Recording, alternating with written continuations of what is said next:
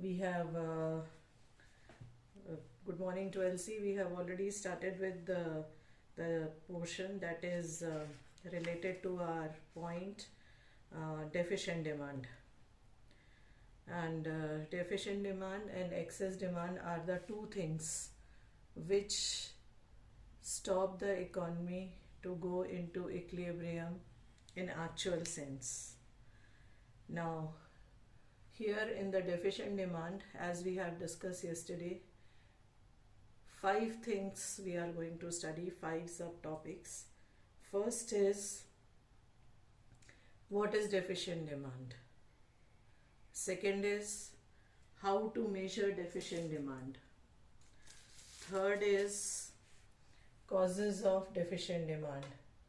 Fourth is, we will do the consequences of deficient demand. And what are the measures taken to remove the deficient demand? Is it all right, Satakshi? Yes, ma'am. Okay.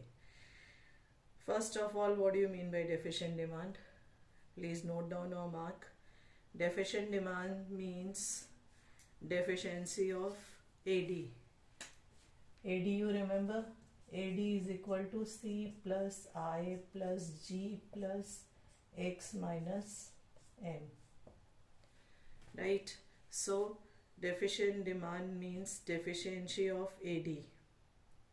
That is, demand is said to be deficient when it is lower than what is required for the fuller utilization of resources. Yesterday we did that in the absence of fuller utilization of resources, AD is equal to AS at the equilibrium point. And when the fuller utilization of resources are not done, then it results into deficient demand. AD is deficient when it does not permit fuller utilization of production capacity. Or we can also say AD is deficient when there is excess capacity in the economy. That is underutilization of resources.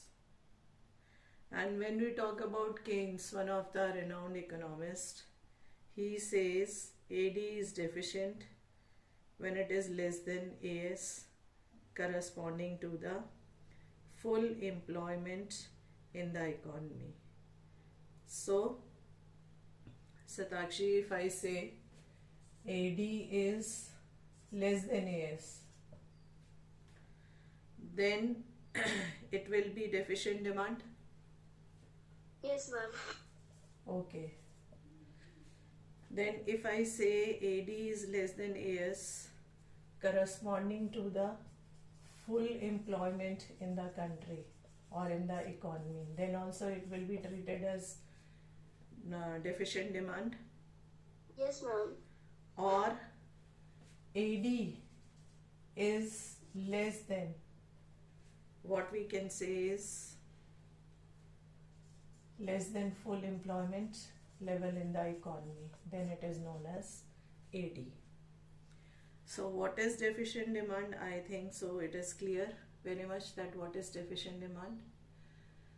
Now, demand is put by which 4 sectors together in the economy? Which is the first sector, can you tell? And household. Second is? Ma'am, firms. Third is? Ma'am, government sectors. And fourth is? Total sectors. External sector. What are the 2 important characteristics of the external sector? Export and import. Yes, ma'am. Export and import. And export plus import is equal to trade. Or trade is equal to export plus import. So, important feature of the external sector is trade. Trade is equal to exports minus imports. Clear? Now, how do we measure the deficient demand.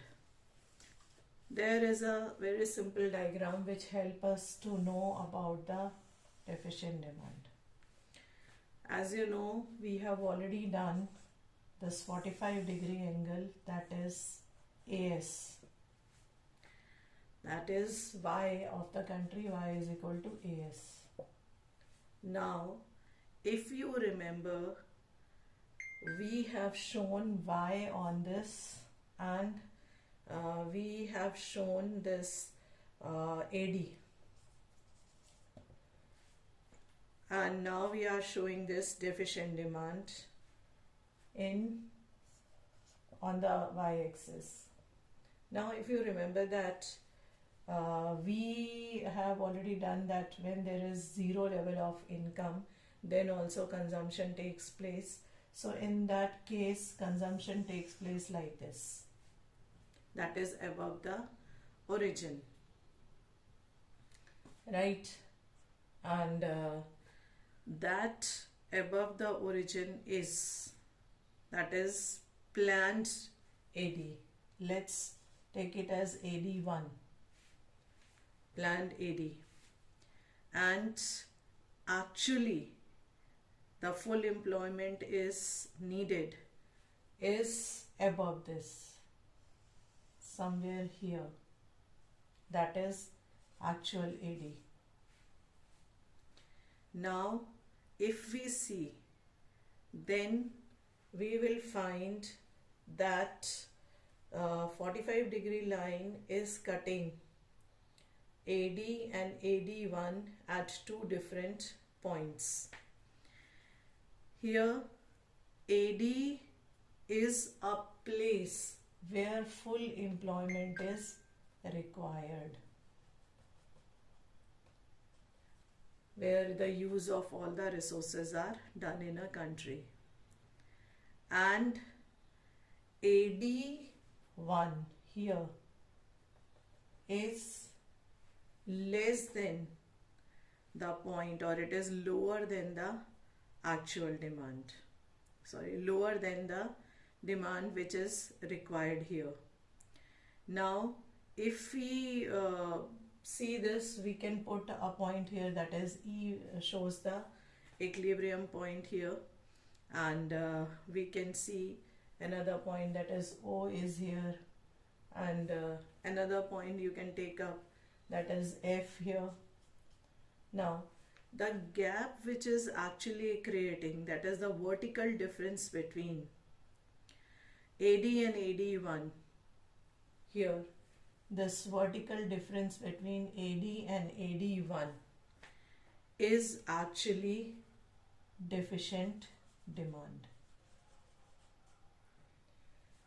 It is actually deficient demand, and AD minus AD1 is equal to, the point given over here is E and F. So if we explain the diagram here, this is the planned AD, and this AD here tells you about the full employment level.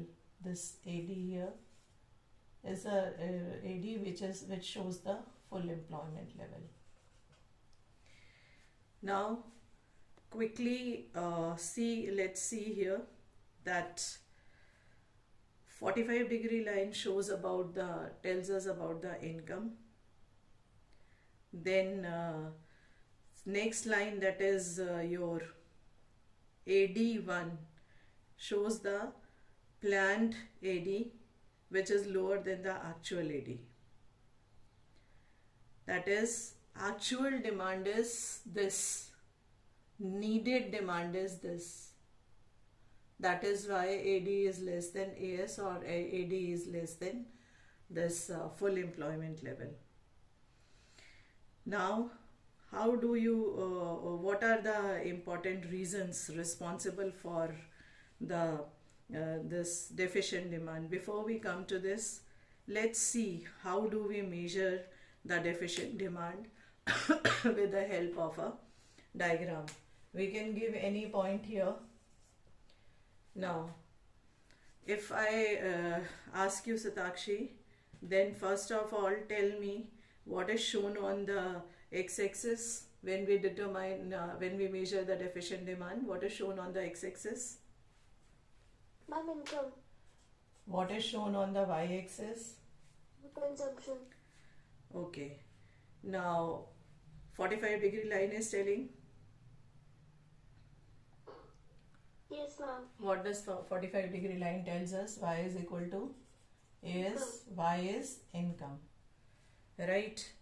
Now, next point which see here is, that is the demand, which is AD is here, AD1, which is taking place in the absence of income also. That is, if you remember the equation, C bar, that is C is equal to C bar plus BY. So this is AD actually taking place, actual demand, or it is a planned demand also. This is planned by the consumers here, that is C plus I plus G plus this household sector, firm sector, government sector, and from the trade. Demand for goods and services. What does it shows? It shows it is less because of the lesser utilization of the economic resources in an economy. All the resources which are there in the economy are not fully utilized. That is why this demand takes place. Actually, what is needed till where we can get the full employment with the help of AD, that is, still when we use the resources till here, then we will get the actual then we will get the AD with the full employment, which is represented by simple AD, and this is represented by AD1. So when we measure it with the help of a diagram here, the gap between E to F, this vertical gap is showing about the amount of the deficient demand.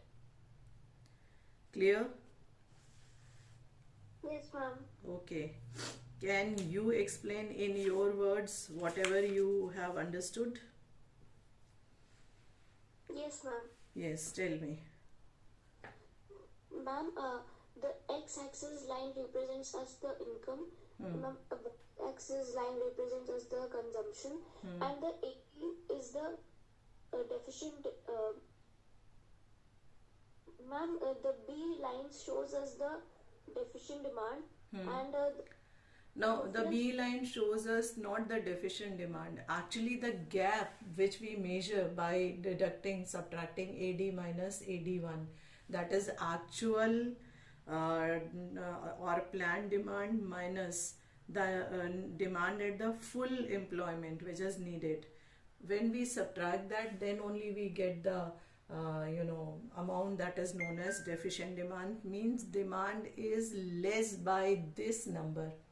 Demand is less by this amount, and if this amount in the form of resources, that is all the resources are used fully which are present in the economy, then we will have the actual this thing. So deficient demand is a result of the actual demand, and actual demand are the this planned demand, and the demand at which full employment is actually needed. And then full employment is needed when all the resources in the economy are fully utilized. Now say it again. Deficient demand is what actually?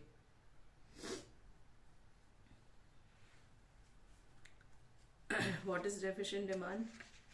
one deficiency in AD. Yes, deficiency in AD. So how many types of AD can you see here? Ma'am, 2 AD and one is AD1. AD1. What is AD1? Ma'am, the deficiency. And what is AD? Ma'am, the where we have to reach to fulfill that deficiency. Okay. So AD can also be said as the planned AD? Yes, ma'am, planned AD. Okay. So now how do we, with the help of a illustration or with the help of a diagram, How do we find out this deficient demand in our example here? Ma'am, AD minus AD1. AD minus AD1 is equal to what? Ma'am, This gap? PF. Yes, This gap. this gap. So this gap is vertically represented in the diagram, so we can say the vertical difference between planned and needed is a demand is equal to deficient demand. Clear? Yes, ma'am. Let's come to the causes quickly. When we talk about the two-sector economy, we are talking about the causes of deficient demand. When we talk about the two-sector economy, that is, two-sector economy is an open economy or closed economy? Ma'am, it is in closed economy. It is closed economy, so we talk about how many sectors? These two Ma'am, sectors. it holds one firms. Okay, so when we talk about the causes of the deficient demand, that is deficient AD, first of all, there is a reduction in the private consumption expenditure. That is C. That is reduction in the private consumption expenditure. And second one is I. Again, there is a decrease in the, or there is a reduction in the private investment expenditure. Investment is done by firms and consumption is done by households, right? So two causes of the deficient demand are, the first cause for deficient demand is C. When we talk about C, then we say that C is less than private consumption expenditure. And second is I.